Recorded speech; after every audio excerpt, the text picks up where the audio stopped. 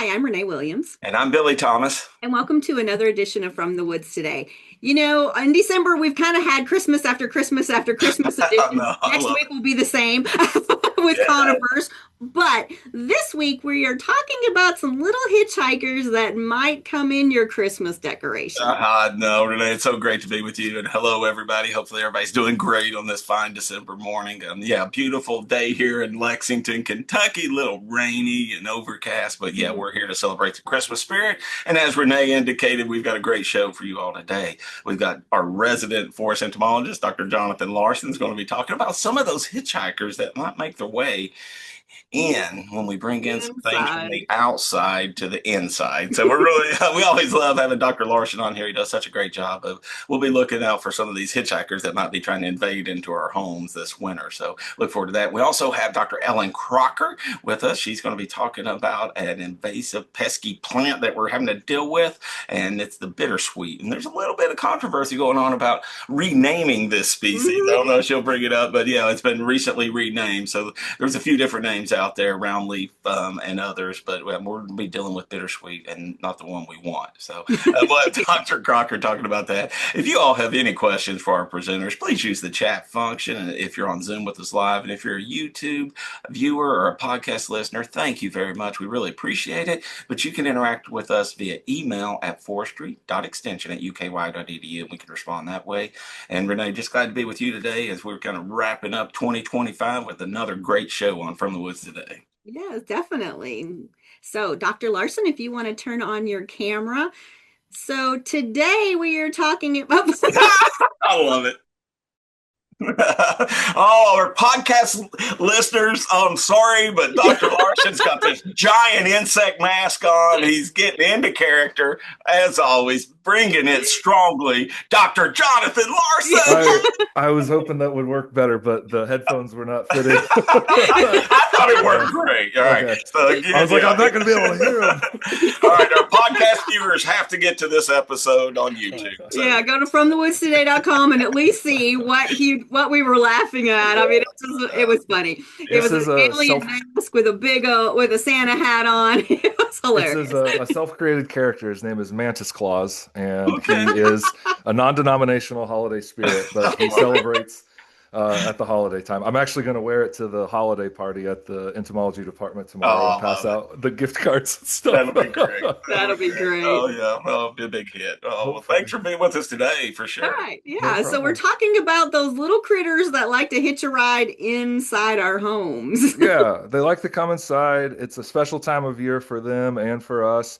I was going to ask, do you both have how do you celebrate Christmas? Are you both Christmas lovers? I heard some allusions to that when we started. Yeah, yes. I don't think I hold a torch to Renee when it comes to Christmas, but I'm a big fan. And yes, we celebrate. We do get a live tree from a local tree lot here Okay. in Kentucky and bring it in and decorate it shortly after Thanksgiving, typically, and try to Okay. keep it watered throughout. Oh yeah, yeah. Yep, and then either donate it or try to make it habitat afterwards.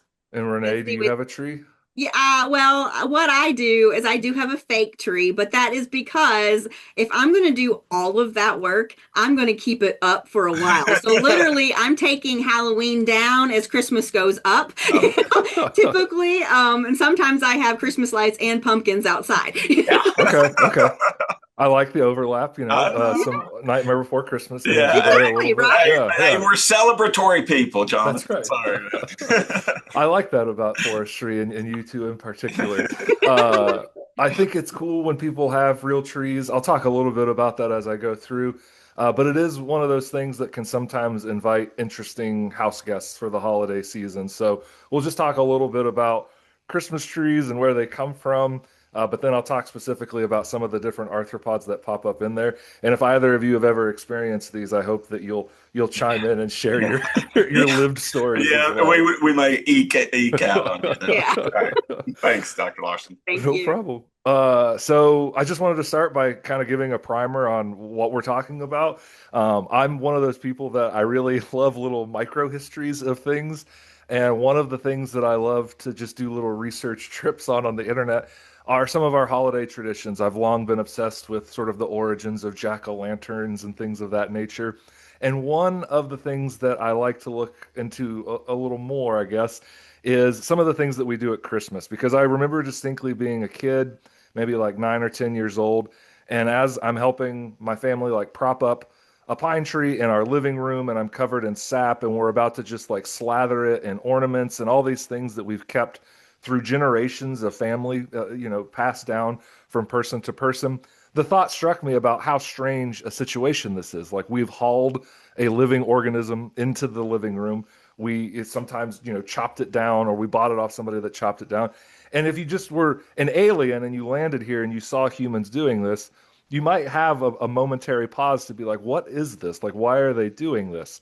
And Christmas trees have an interesting history, I would argue. I'm guessing that some people in forestry have talked about this before amongst yourselves or on the show perhaps, but they've been a part of our Christmas culture for centuries. They've long been a part of Christian sort of traditions in Central Europe. There are lots of historians that look at Christmas tree history and they'll date it into like the 1400s or so. The first confirmed representation of a Christmas tree that we have, like an icon of it, a figure of it, is there's a keystone at it's a big building in Germany, and there is a Christmas tree that is etched into this keystone, and this dates to 1576, which tells us that there was a strong Christmas tradition, at least at that point, of using Christmas trees as part of the celebrations. It's long been associated primarily with Protestant history. The image you see on the left is a drawing, an ink drawing of Martin Luther as he sits around his Christmas tree. Martin Luther is famous for starting Lutheranism and, of course, the history of the Protestant church within Christianity. And this is him apparently in this artist's rendering, sitting around the Christmas tree. I think he's got like a mandolin or something in his hand, enjoying time with his family as they stare at what I would argue is a wildly unsafe thing. It is a tree that is drying and rapidly dying, and it's covered in flames. It's got candles burning on it. This was a tradition that started in certain churches in this area where they would celebrate Christmas trees by putting candles on them and lighting them up, which comes to us today as putting the strings of light on. There's been stars and angels on them. There were trees that were a part of plays at the time that were about not just the nativity, but about kind of the history as Christianity imagined it of humanity. And there was a tree that they would put apples in on Christmas Eve on December 24th. And the apples today usually pop up, and instead of being an apple, as a red globe that we will put on there, those baubles that we hang on the tree. So there's lots and lots of history loaded into this. It's traced mainly to Central Europe, Germany, and then also the Baltic states. You can see in the image on the right, this is in Berlin. They're celebrating both Hanukkah and Christmas at the same time, but the Christmas tree there in the foreground, in front of that famous gate there in Berlin, is huge, and just a reminder of kind of the proud history they have in Germany of using Christmas trees to help celebrate the season. So that begs the question, why? Why would they do this? There are some people, if you read various like blogs and things about the history of Christmas and Christmas decorations, there's a strong connection that some people draw to pre-Christian traditions that involve pagan tree worship. I don't necessarily see all of this as connected, but I am just an amateur historian, so I'm not going to stand on my soapbox or anything. But it is important to point out that humans have long venerated trees. We hold trees in high esteem, and we particularly hold evergreens in high esteem because, well, they look alive in the winter. And that is strange in comparison to their sort of more woody, just cousins that are out there, no leaves, standing around naked in the winter. The evergreens seem like they're full of life and vitality for the entire year. So there's been associations with this with the Egyptians and Romans and Celtics throughout the millennia. They would hang boughs of evergreens, sometimes holly and things like that.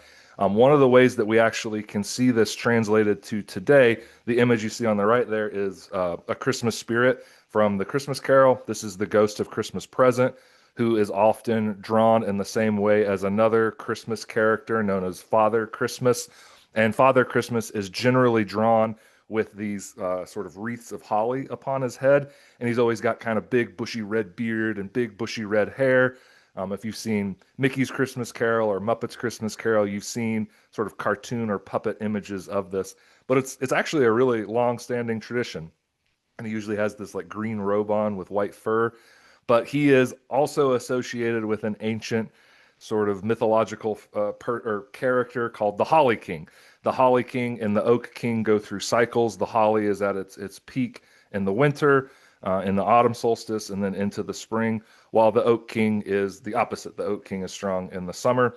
And all of this is kind of bundled together. And again, we translate this throughout our own histories and we pass it down to each other, and things get changed and corrupted. And so today you see the giant Christmas spirit in these Christmas Carol things, and not everybody is aware that it actually kind of has this long-standing history, and it's connected to these trees that we collect and bring inside as well. One thing I will say about Christmas tree production is that it's a lot of fun to go and take a look at. I've worked with our local Christmas tree industry a couple of times over the years, given a few talks for them, and they're all a fascinating bunch because to me, it's a heck of a thing to commit yourself to producing this particular product. It's available, 2 months out of the year, but it's a 12-month out of the year job to produce. And some of that comes down to taking care of the tree and shaping them, also making sure that they're well watered and loved and fertilized and things like that. But it also involves a considerable amount of pest management. I don't want to make it sound like these trees are inundated with insecticides. The growers follow a lot of integrated pest management tactics, but they are besieged at various times by some of these different insects that you see here. I know this is a laundry list, but some of the most popular trees that we grow for Christmas trees are firs. Then there's also pines and spruces. And you can see just a smattering of the insects that would feed on any of these.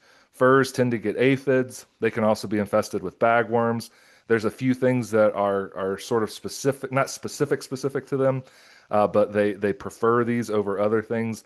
This can include some of the different mites, and scale insects. One of the newer insects that we're dealing with in Christmas tree production is the elongate hemlock scale, which, as the name implies, like hemlock, but they'll also get on these trees that we have in production.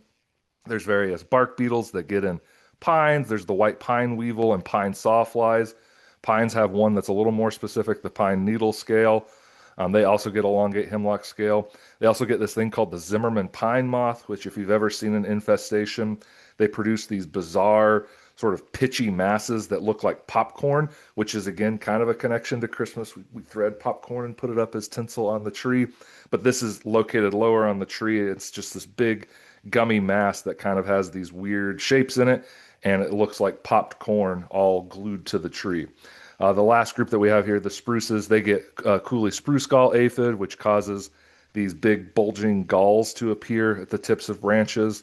Again, they can get bagworms and different scale insects on them, as well as those spruce spider mites. I'm not going to go through all these pests and talk about what they are and what they do, but the growers that I was mentioning before, they have an association here in Kentucky, the KCTA, the Kentucky Christmas Tree Association, and they have a website where you can go and type in your zip code, if I remember correctly, and you can find a farm that's near you. Billy was mentioning before the experience, right? That's kind of what you're buying when you do this activity. It's not necessarily just about the tree, but it's about a family ritual that you're going out, you're selecting these plants together. You get to see the farm. A lot of times this is about the smell of the farm, right? You get that wonderful pine odor in the air, that evergreen smell, but you're also perhaps going to get a hot chocolate or two, or maybe a hot cider. There's probably going to be old Santa Claus standing around somewhere. Maybe you get your picture taken with him a couple times, and there might even be Rudolph or different reindeer that's popping up, different animals that you can interact with. Lots of these growers, they really buy into the ecotourism part. So I highly encourage people to think about visiting that website and finding a local farm. It sometimes is appointment only. You got to get out there and get out there early so you can get the tree that you want, but it is a wonderful experience. They combat all these pests with different management tools. Sometimes they're using oil, sometimes they're using true synthetic insecticides. But when the tree is ready to go, when it's time for you to buy it and take it home, this is a short video showing you one other thing that you may encounter. Some of you have probably seen these before. It's called a tree shaker. So this guy, I hope the video is working. He's going to haul the tree up. I got this off of Reddit. This is a Christmas tree grower, and he puts it on there and gives the tree just like the greatest massage ever, right? Like it's vibrating out of existence. He's explaining, how this works. You just set it down there, the base where they've cut it, and it vibrates the tree, not at, supersonic frequencies or anything, but it is shaking it hard enough to dislodge some of the insects that we're going to talk about here today. Because Christmas trees are living organisms, they can harbor lots of different critters inside of them. We've all seen A Christmas Vacation.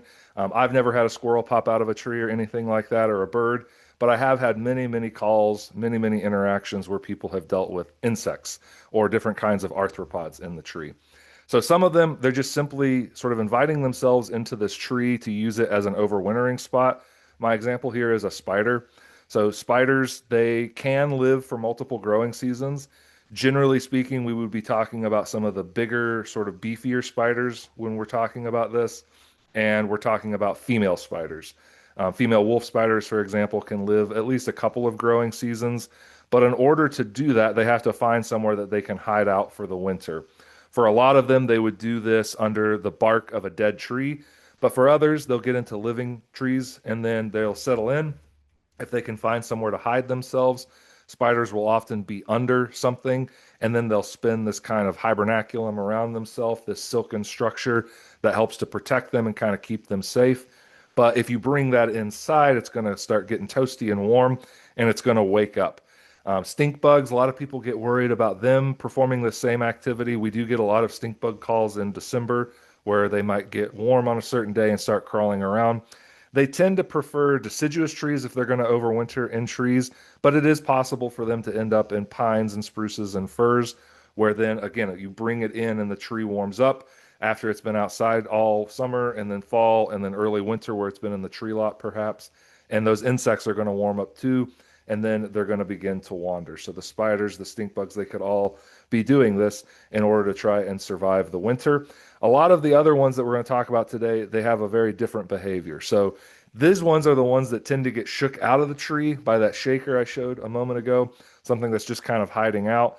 If they're under bark or inside of certain parts of the plant, that might be a little more difficult. But most of the time they get shook out and then they're back out in nature looking for somewhere to go.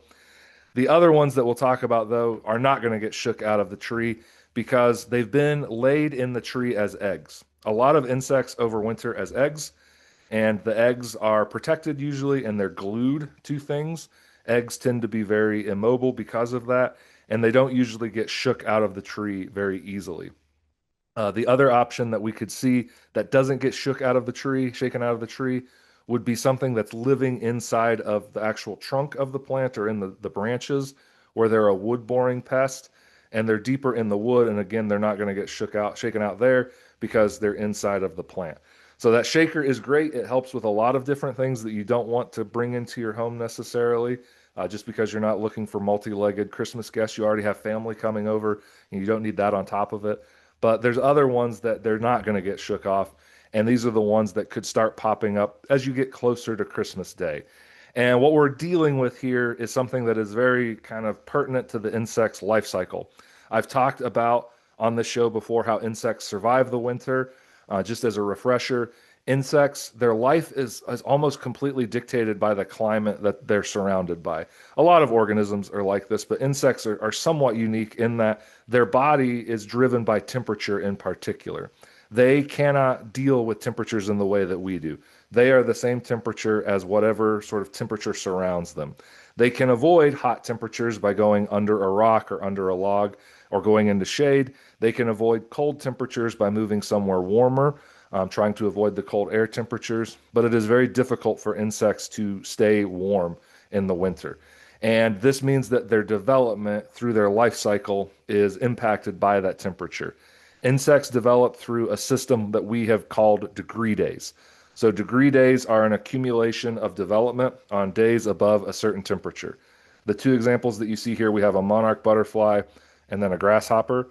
The monarch butterfly goes through complete metamorphosis, where there's an egg and then a larva and then a pupa and then an adult, which looks very different from the larva. On the other hand, we have this incomplete development where we have eggs. The eggs hatch into a nymph. The nymph grows and grows and grows and eventually will develop wings with most insects and then becomes an adult. To move between these nymphal stages, to move between the larval stages or the pupal stages, or even to just hatch from an egg, a certain number of days at certain numbers of temperatures has to be accumulated by the insect. Insects can alter The effects of some of this by developing in specialized habitats. Some insects, they'll be down in the soil. If you've ever dealt with white grubs, the soil is not just their home because that's where turf roots are. The soil also protects the grub from temperature extremes. It doesn't get very hot or very cold down there. It tends to be a very steady temperature. You can avoid the frost line by moving lower in the soil profile. All of these things are helpful to protect the insect and also keep it on a steady track of development. Sometimes when they're not in these protected habitats, we have what we call stop and grow development, where the insect develops as it gets warm and then it's arrested in development when it's cold. It doesn't go backwards, it doesn't reduce in development, but an insect can be arrested to the point where it's not going to go from one life stage to the next because of cold temperatures.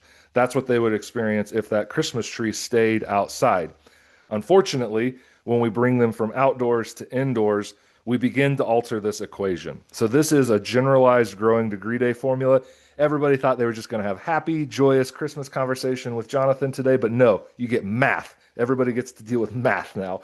When we are talking about growing degree days, this is the most simple way to explain it in order to understand kind of the mathematics behind what we're dealing with here. So to understand how many growing degree days have been accumulated on a specific day, you take the high temperature and low temperature for that day, you add them together, and then you divide that by 2. This is in this parenthetical here, so inside the parentheses, this equation is done first. Then in the base 50 model that we use is kind of just the basic average, you would subtract 50 degrees off of the resultant temperature that you get in the first equation. And then whatever number you get after that is the number of growing degree days that were accumulated that day. So in my example equation, we have 75 as the high temperature, 55 as the low. You divide the resulting sum by 2 and subtract 50 from it. You end up with 15 degree days on this hypothetical day. Right now, outside in Lexington, Kentucky, we are at 0 growing degree days today. We are not going to get over 50 degrees. That's what the 50 is for, is the base threshold that we have to cross for development to begin. And if you don't get over that, you're not going to end up with any growing degree days that day. When we do this subtraction, if you end up with a negative number, you always set it to 0 because there is not negative development. You just say that it's arrested and we're at 0. When we bring those insects inside, guess what? The high and low temperature in your home at this time of year, most people, what are we dealing with? Maybe like 67, 68 degrees all day long. You're not changing the temperature very much. You get very steady degree day development. And unfortunately, the mathematics on this usually add up to having these eggs or these pupa or whatever it is that's on the tree. They begin to hatch or eclose right around Christmas Day. So you go downstairs, all the presents are there, Santa has visited, the cookies are gone, the reindeer have eaten their carrot sticks, and you go to get on the presents, and all of a sudden you start seeing things move on top of the presents or nearby, and that's when people freak out and they want to know what has happened. What are some of the insects that could do this? There's quite a few. I picked a few select ones that I thought were interesting visually or interesting sort of story-wise. One of the ones that we get some questions about every so often are bark beetles. So bark beetles, there's a variety of species out there. Many of them like evergreens. When they get into the evergreens, they are living inside of the bark and developing underneath the bark. Some of these are boring through the wood. Some may feed on the wood. A lot of them actually feed on fungi that they grow in the wood instead. And so they're not actually damaging the tree directly, but they're growing fungus inside of it, which can also sometimes be problematic. When they're developing in there, they will go into the winter and either pupate, or they may be hiding out in there as a larva that is going to pupate, or they may be ready to eclose and become an adult. When they get warm, as the tree is brought in, they become activated. Their life cycle again starts to develop. The tree is not alive anymore, right? Not really, because it's going to slowly start to die unless you are using one of those new trees where it's balled up and it's grown again after you've used it for Christmas. Then it is alive, and that means it's an even better host. But what's happening inside of the tree is they'll either pupate and then complete their pupation in the nice steady temperatures you're providing, or they may have been hiding out there as an already eclosed adult that's ready to come out. Whichever it is, they'll start to bore their way out, and you'll see these little tiny pinprick holes appear at the base of the tree or in the wood, in the bark and the trunk of the tree. There will also be sawdust accumulation. This could be on the bark itself, but sometimes it sprinkles down onto whatever's below it. So maybe sometimes the watering dish, other times onto gifts that you're staging beneath the tree, or onto the Christmas tree blanket that goes underneath of it. These bark beetles, they're not a problem for your home. They are small tubular beetles. You can see one here. They kind of have this hooded thorax that goes over their head. It makes it look like they're wearing a hoodie all the time. They're quite small. They're quite diminutive. They're not very impressive looking insects. There can be lots of them in any given tree. We deal with the southern pine beetle here in Kentucky, and we can have numerous occasions where they're at pest levels. We haven't had a strong outbreak of those in some time, from what I understand from Lynn Risky-Kinney, but I think that we're kind of due for one. But they tend to be fairly host specific. They want to infest the same tree that their parents did. The important thing to point out here is that these are not powder post beetles or anything like a termite or a carpenter ant. They're not going to infest the wood of your home. They're not going to be able to go from the tree into your hardwood floor or into the wooden mantle that you may have nearby. They are simply going to crawl out of this tree, and they're probably going to die. Most of the insects that we're going to talk about here, when they enter a home in the winter and they emerge or they come out as grown-ups or however it is that they're alive, they tend to not survive for very long. Our homes in the winter are very dehumidified. It's very dry, and that's not healthy for insects. They can lose moisture pretty quickly, and then they perish. They'll also just sort of fly around and ping off of windows and then exhaust themselves, and they may perish that way. Most of these insects, they can't get established indoors. They're just going to die as a part of your holiday celebration. Some of the other insects that we get questions on that this happens with every so often are scale insects. I think I've talked about scales on here before, but just as a small primer, these are really small true bugs. So they're part of order Hemiptera. They feed on the sap of plants. They tend to suck juices out. So these are cousins to the aphids, the cicadas, the plant hoppers, and things like that. But they're very unusual compared to their relatives because most of them are essentially immobile, particularly the females of the species that we see here. They will glue themselves in place as a nymph. The nymph can crawl as it emerges from an egg. And then as they glue themselves to the plant, they will start to sort of coat themselves in wax in some cases, or just feed and feed and feed. But they never move again. They're nature's greatest couch potato. There are some species where the male, as it matures, they will become winged adults, so they can fly around and mate with the females. Other times, there are no males, there's just females, and they reproduce through parthenogenesis. So they drink sugar water all day long. They don't have to hang out with dudes, they just make their daughters, and then they create the next generation, which sounds like a pretty good gig if you can get it. The adult males, if they are a part of that setup, when they get their wings, they're not around for very long. They usually only live for about 1 to 2 days, so they can find females and mate, and then they perish. With the scales, we have two different kinds. There are armored scales, which when they glue themselves down, they begin to form this separate sort of protective cover that hides their entire body. You can see these armored scales here on the left. They look like the bark. They kind of match the bark of the plant that they're feeding on. But when you rip that test off, that scale covering off, we actually see the real insect underneath, which are those orange discs in the image on the right. A gross overgeneralization about armored scales are that they tend to overwinter as eggs. So generally speaking, the female lays the eggs and then she lays them underneath herself and the waxy coating that she lives under. And now they're protected from some of those cold air temperatures by this dual layer of protection. That's not true of every armored scale, but it's kind of a good generalization. And it means that in some cases, when you bring a Christmas tree inside, those armored scale eggs will warm up and they will hatch and crawlers will begin to move around. An example of a species this could occur with would be pine needle scales. These are found on all pines and spruces. They like Douglas and Fraser firs. All of these are popular Christmas tree varieties, or species, I should say. They are generally well controlled in Christmas tree nurseries because they can harm the plant. They also can create unsightly damage, as you see here. It seems almost like the tree has been pre-frosted. If you've ever done that flocking on the plant, you can put that white stuff on there. These scales, the part of the population, the mature females, they have these white coverings, these white tests on them, and that creates this kind of grayish white tint to the needles that are infested. But generally speaking, the growers will manage these, but there could be small populations of them, and then the crawlers could hatch while it's inside. It is conceivable that the crawlers could fall off of the plant and end up on things below. But if this happened, I would guess that most people are not going to notice this. The other type of scales that we can find outdoors are soft scales, which are leathery and bulbous in appearance typically. They have a hard body wall, but they don't have this extra covering. And as a result, again, a vast overgeneralization. They don't tend to lay their eggs in the fall. They tend to be fertilized females in the fall. They mate, but then they overwinter as this tough, durable female that then will lay the eggs next year. So we deal with fewer soft scale crawlers as a result of Christmas trees being brought in. So we won't go into much detail about them. There is a newer invasive species that's out there that could potentially end up in your home. Spotted lanternflies will sometimes use pines as an egg laying site. Spotted lanternfly, we talk about this a lot here in entomology because it's kind of the hot ticket new invasive species in the area.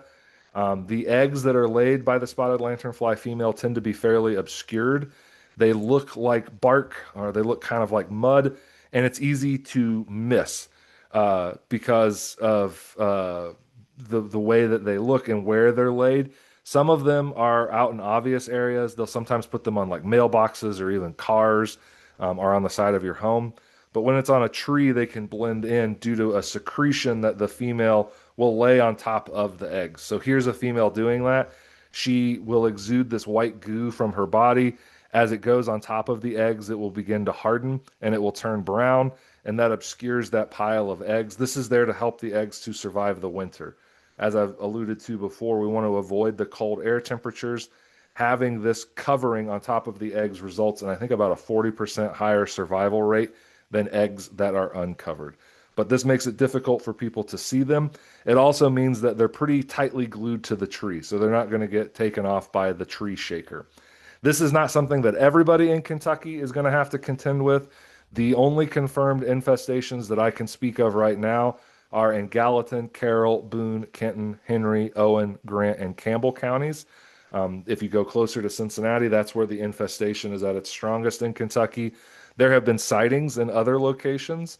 There's also the potential if you drive to one of these counties and purchase a Christmas tree and then bring it home with you, you could have spotted lanternfly eggs in there. So if you drive to Campbell County and take your tree home to a different county, like say maybe Greenup County or something, if you make that long distance trip, you could haul some of these insects with you. It's unlikely that they're going to hatch and then get out of your house and infest the area, but it is something to be conscientious of. We do sometimes move these invasive species around and give them a helping hand to find new locations. So those of you who are watching from those counties, this could happen to you. You could have these eggs come inside with you, and then the nymphs could begin to emerge, like I said, sort of depending on when you put the tree out, maybe close to Christmas Day. These are the nymphs as they emerge from the eggs. Those eggs, as I said before, are very obscured because of that stuff that's on top of them. That almost looks like these insects are being spontaneously generated from the bark of the tree just because of the cracks and crevices of it. But these are spotted lanternfly babies. Ooh, cute. Away in a manger. Here's the spotted lanternfly starting to pop its way out of these eggs, and they'll start to crawl around. It's unlikely that they're going to live for very long, as I mentioned before. They don't do very well in the dry air of our homes in the winter. Insects don't, but it is possible that they could start skittering around. They could even try to begin feeding on the plant, but they're not going to establish an infestation in the home. By far, though, the most famous Christmas tree hitchhikers that we deal with, in extension at least, are the praying mantises. So praying mantises overwinter in egg cases. This is something from Cornell, I believe from Cornell, if I remember correctly, that they produce that shows some of the egg cases or ootheca that are common in New York and the northeastern United States. We don't have all five of these here in Kentucky. In Kentucky, we are mostly going to find the Carolina mantis, which is that kind of elongated oval-like one next to the quarter, or D and E, the Chinese or European mantises. We generally only have these three species in Kentucky. The Chinese mantis is probably the most commonly found ootheca. It looks like a big ball of that kind of foam insulation. You can see it there above letter D on the kind of green stem. So they're kind of globular and orange in color.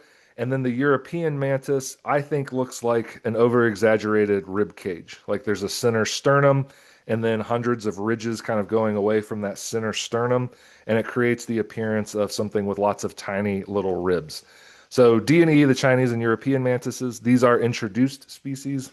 The Carolina mantis is a native species. You can find all of these on pine trees and other trees that are used for Christmas trees, but the Chinese mantis seems to be the most commonly encountered one. One interesting side note, again, I didn't think I would ever talk about Taylor Swift in an academic setting, but I would be remiss if I didn't recount that Taylor Swift, as part of her kind of biography, claims to have been involved with this quite a bit. So this is a little golden book that my daughter has because she likes Taylor Swift.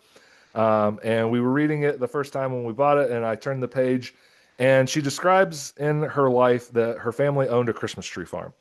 It's sort of presented as this was like their livelihood. I don't know if that's accurate or not, but they owned this Christmas tree farm, and it was apparently very popular, and it was a big deal for their sort of family traditions. And she was expected to participate in helping to manage the farm. And the job that she was given, according to numerous interviews that she's given, you can watch her on Jimmy Fallon. There's a clip on YouTube of her talking about this. She was supposed to go and inspect the trees, and she was supposed to pick off the egg pods. So she calls them egg pods. She doesn't use the term Uthika. I would love for her to do that. I think that would be funny. But she was in charge of bug picking. And she says, oh, my mom and dad, they didn't want anybody to get a buggy surprise on Christmas morning. So there's an entomological connection to Taylor Swift that I never would have imagined. But it is true that this is something that people are concerned with. They don't want this to happen. When she talks about it, she's fairly accurate in the way that she discusses this. She makes some assertions about firs being their favorite, which are also some of the favorite Christmas trees. I haven't seen data to support that assertion, but it seems plausible that it's possible. What happens is those Uthikas that I was showing you before, due to the warmth of the home, they're likely to hatch usually around Christmas Day. Here are some Uthikas hatching, and then the resulting mantids taking their first steps, so strolling around. What they're going to do is probably wander on the Uthika as their bodies dry and harden. And then as soon as everybody's kind of ready, there's a lot of cannibalism. So if you don't want mantis cannibalism to be a part of your Christmas morning, I would understand that. But that is most likely what is going to happen, is that they're going to eat their brothers and sisters because there's no other thing to eat. That is if they survive that dry air again. There can be up to about 400 mantises that will come out of this. Sometimes people discover this as they're installing the tree, as they're putting it into the tree stand. If you do that, you can just snip the twig or whatever it is that it's attached to off, or you can put a screwdriver behind it and pop it off, and then take it and put it outside. So hopefully it will develop normally. You can also put it into a container and hatch them yourself and try to rear the mantises so you can release them.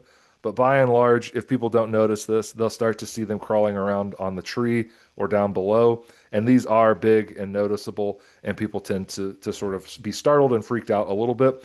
They don't come with hats, unfortunately. They could be far more festive, like I was trying to be at the start of the show. But this is something that can be quite weird and alarming to people. But they're not going to harm you. They're not going to do anything. I would be remiss if I didn't point out that there are dozens of other things that people have found in trees throughout the years. I couldn't go into all of it today, but I did go on to Reddit. There is a group there, a Reddit subreddit called What's This Bug? There's a few of these, but I think this is the biggest one, the most popular one. And if you just type in Christmas trees to what's this bug, you'll find hundreds of posts where people are freaking out because of what they've discovered. So here's one: wasps coming out of the Christmas tree, some sort of ichneumon. This is in fact an ichneumon wasp. These are parasitoids that could attack aphids or lots of other things, including scale insects. So it is possible that they could finish their development inside of your home as well and then emerge and fly around. They can't sting people. They're not going to cause problems for you. They can simply be ignored and they will die. But this is one possibility. There have been hornets in Christmas trees as well. European hornets have overwintered amongst the branches of the trees, especially if there's lots of them, kind of creating a nice warm pocket on the inside. And they could emerge and fly out. So that would be a bigger, scarier, more stabby wasp that you could deal with, that we would want to confront. Here is another one I found. These are what are these bugs coming from my real Christmas tree and infested my house? So they didn't infest the house, I'm going to guess. They were gone probably not long after posting this, but these are bark lice. We can tell based on the angle of the wing. The other possibility here could be a dusky winged lacewing. I'm not 100% sure about that, but I would guess that this is a bark louse based just on this one photograph that I saw. These are things that feed on decaying material on the plant. They don't infest the home. The name is a little misleading. Bark lice do not create a louse-like problem on your head. They are lice on the tree. They're also sometimes called bark cattle, particularly when they're a little bit bigger. But all of these, they're harmless. They don't need to be managed with insecticides. You can check the tree as you're setting it up to see if you see things hidden in there, uthicas, spiders, what have you, and you can brush them off then. The tree shaker helps as you're purchasing it. If insects do show up at some point around Christmas, they can just be simply vacuumed up and disposed of. You can wipe them up with a wet rag. The one thing that we push back against very strongly is spraying the tree. Do not treat the tree preventively as you're bringing it into the home with something like home defense. It's nothing against home defense. It's just not what it's intended for. And now you have a pesticide-laden holiday tree that is standing above your presence. We also don't want people releasing bug bombs near it if they see insects on the tree. This is not something that's going to infest the home. None of these are. It's not something that's going to create any amount of damage. They can simply be sanitized away. We don't need to involve pesticides in this particular problem. That's it for my holiday tale. Billy and Renee, I don't know if you wanted to share. Have you ever had a bug in your tree come out and start walking around? I have not. But I'm telling you, this special that you've been talking about sounds more like the creepy things from our forest than the Christmas special. You're going to make her never get a real tree, Jonathan. Yeah. It's not a high percentage of trees that this happens with. I don't think. Should you like examine your tree from top from before you like grab it and go, yeah, I want that one? You know, it's like I will say that the Christmas tree producers, they try to do as much as they can before the tree goes home with you to make sure that this doesn't happen. The shaker is a big part of that. They also check the trees because yeah, they don't want the phone call. They don't want to be called up. You sold me a passel of bugs with my Christmas tree. and it's a So Christmas gift you do not want. yes, yes. It's not the nativity scene most people are looking for. Not the jelly of the month club, right? Yeah. No, no. And why is it all of them like, is it just the timing? Like Christmas Day, hey, here you go. Merry Christmas, bug. I don't mean to imply it only happens on Christmas Day. It can happen before, it can happen right after.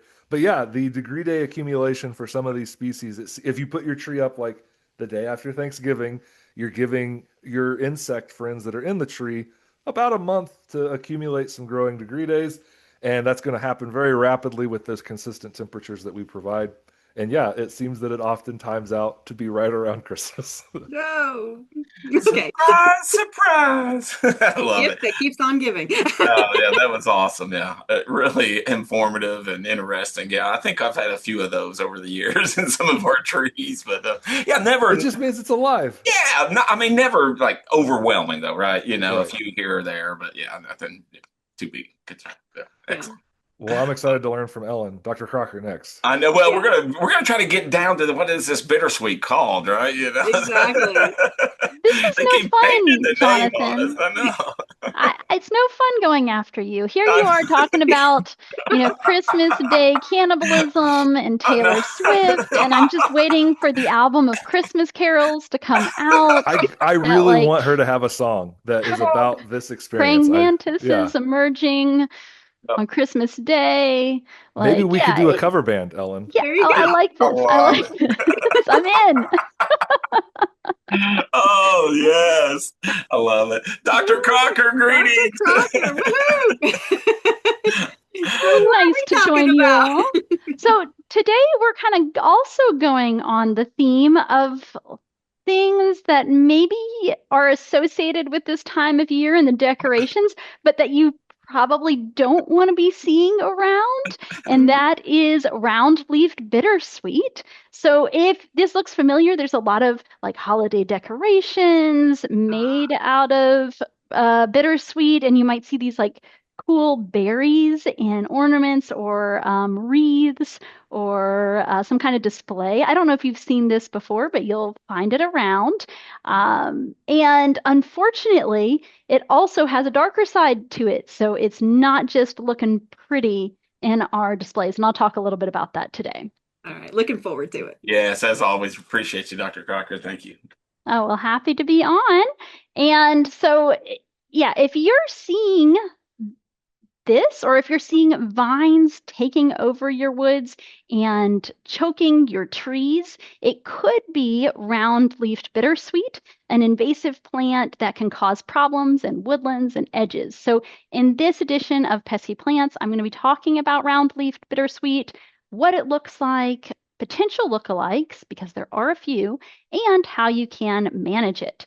So what is round-leafed bittersweet? So I want to start this out by saying that it goes by many names. So if you have heard of Oriental bittersweet or Asian bittersweet, or maybe round leaf bittersweet instead of round-leaved bittersweet, all of these are names that are used for this plant. There has been a move towards round-leaved bittersweet, just I think because it's trying to describe the shape of the leaf a little bit better. But I will say that leaf shape is a very variable in this plant. So it might look different depending on where on the plant you're looking at it. This is a plant that's native to different parts of Asia. China, Japan, Korea, and it was introduced to North America in the 1800s. So it's been a while, mostly as an ornamental plant. Now, however, it's broadly recognized as an invasive pest, and it is widespread throughout the eastern US, and you will see it on lists of most problematic invasive plants in a lot of areas. So it produces really abundant fruit that you can see here that are spread by birds and animals. And while they do have showy appeal, especially this time of year, when they may make their way into wreaths and holiday decorations, the dark side to this plant is the ecological impact that it can have. So it can grow really rapidly. It can carpet over other plants, both those that are growing lower down to the ground, even into the canopy of the tallest trees. So it can smother vegetation, and it can also directly negatively impact those trees. So this photo shows some vines growing so tightly around a tree trunk, spiraling around it, that it's going to eventually strangle that tree, girdle that tree. Not only is that a health problem for that tree, but it's also potentially an economic problem in that this is going to be a really distorted growth form of that tree. So if you're seeing this and thinking about how do I identify round-leafed bittersweet, here are a few tips. It's a woody perennial vine that's also deciduous, so it's going to lose its leaves in the wintertime. And here you can see it in the wintertime, just a spot that's been totally taken over it. Lots of those twisting little vines all over everything that's growing there, into the canopy of the trees and the shrubs that are there, over things, twisting around stems and trunks. The leaves themselves are alternately arranged, so not opposite each other on a stem, but alternate, and kind of glossy color. They are pretty variable in shape. So even though it's called round-leaved, some of the leaves are going to be more rounded. Some of them are going to be more pointed, and especially typically you'll see more of the rounded ones towards the base, more of the pointed football-shaped ones further along the vine. It's also going to have these serrated edges. So if you're trying to figure it out, I'd say get a good look at that, but also see if you can look at some other features as well, like the fruits. So the leaves will turn yellow in the late summer to fall, and it'll also produce fruit then. The flowers aren't very noticeable. They're kind of small and green. So I'm not even showing them to you here, but one interesting note is that there are male and female plants. So some of them will produce these fruits and others will not. But these fruits for the round-leafed bittersweet, the invasive plant, tend to have kind of this yellow to orange papery covering over this redder color fruit. So that's what we're looking for with round-leafed bittersweet, the invasive plant we don't want to see. Now, there are some potential lookalikes to it. In fact, we have a Native American bittersweet that we don't want to accidentally confuse with it, but I will say it is very rare comparatively. So if you're seeing a lot of it and it's producing lots and lots of fruits, it's probably the invasive, not the native. But a couple other ways to distinguish them, that the fruits are going to be structured differently on our Native American bittersweet. Maybe a slightly different color, more reddish. They're also only going to occur in like clusters at the ends of those shoots, at the end of those vines. On the other hand, if you compare this and you see a couple of these like clusters together with something like this or this, those are going to emerge all along. So a little bit different there. And also, if you're seeing a ton of it, again, it's probably different. The leaves are also pretty variable. Another challenge, but check out the fruits. There are other vines, both native and non-native, that you might confuse it with. So this is greenbrier or smilax. We have several different species in our area, but some native plants that you might not enjoy running into due to the fact that they have thorns and can kind of locally take over. But not typically as big of a problem, not something that's going to take over a whole area. And another way to distinguish these, not only do they have thorns, the vine shoots are different. The leaves are very different in shape and have these parallel veins running down them. There are also other invasive vines that you should look for and also try to get rid of. So one of them that kind of has a similar growth form would be Japanese honeysuckle. And here you can see an area with lots of Japanese honeysuckle, and those vines are really wrapping around the trees and the shoots in a similar way. Now they do tend to be a little bit smaller, a little bit, not as big in diameter, those vines, but can look pretty similar in carpet over areas. But the leaves and the flowers and the fruit look totally different on Japanese honeysuckle. The flowers are going to be those fragrant honeysuckle flowers. The leaves are going to be opposite each other on the stem. The berries for this one are actually going to be a black color. So very different. And then one other that you might confuse it with, but if you do, it's okay because you should also get rid of this one, is winter creeper. So the fruits of winter creeper kind of look a little bit similar. You've got these orange fruits that are kind of bursting out of this papery light yellow capsule, but this is an evergreen plant, so it's always going to have green leaves. The leaves also have a different orientation. They're going to be opposite each other, not alternate, in just a different form. So when it comes to managing roundleaf bittersweet, control often requires a mix of mechanical and chemical practices and repeated monitoring because it could come right back in. So because you have this issue where your male plants aren't going to be producing the berries, one thing to consider would be to prioritize getting rid of those plants that are producing seeds first, because those are going to spread out to other areas.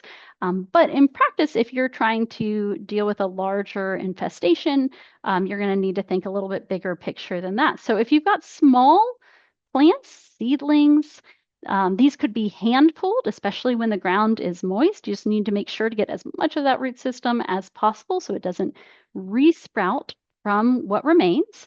And if you were to have a infestation that's kind of carpeting the ground in an area, regular mowing could certainly knock it back, although typically not going to entirely remove it unless you're doing this really, really regularly. Now, for vines growing up into a tree, it would be recommended to cut a pretty good chunk of that vine out. So don't just like cut a little slit right here. Cut a chunk of that vine out, which will kill the above ground portion that's growing in the tree. Don't try to pull that out. Not only could you damage the tree in doing that, but you could damage yourself. You could pull a branch or something down onto yourself, and it's really not needed. That part's going to die on its own if you've taken a chunk out of it. Then there's the question of what do you do with the bottom part? You certainly could do a cut stump application, putting some herbicide directly on that cut stump. However, what a lot of studies have found is that it's actually more effective to let that shoot back up and then to do a foliar herbicide application. So Whether we're talking about that cut stump approach or an area that's kind of covered and accessible, foliar herbicide has been effective for round-leaf bittersweet. And one of the common approaches would be something like a triclopyr-containing herbicide mixed with a surfactant so it can get through that waxy cuticle of the leaf.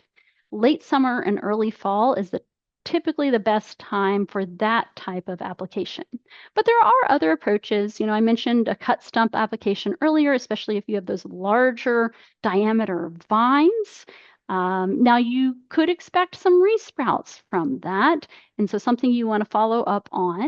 There are also other approaches that could be good depending on your situation, something like a hack and squirt approach. If you have long vines that are growing away from a tree trunk, or even a basal bark application for that same kind of scenario.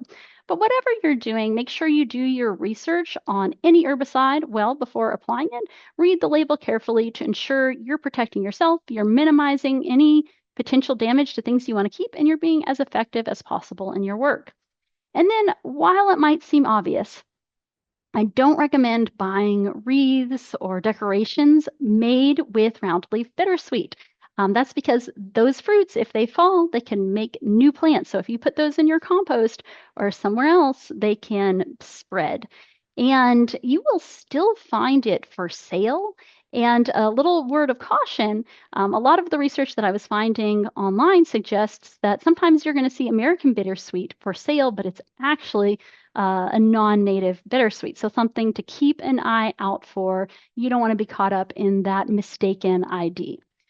So with that, thanks for joining me today and learning a little bit more about the invasive plant round-leafed bittersweet. And if you'd like to learn more, please reach out, and best of luck keeping your woods healthy and getting rid of some of those invasives. Well, thank you, Ellen. We really appreciate that. And I'm really thinking that I mislabeled the name of the show. I should have called it The Gifts That Keep on Giving. So anyway, but we appreciate all that you do for our show too, and thank you very much for being on today.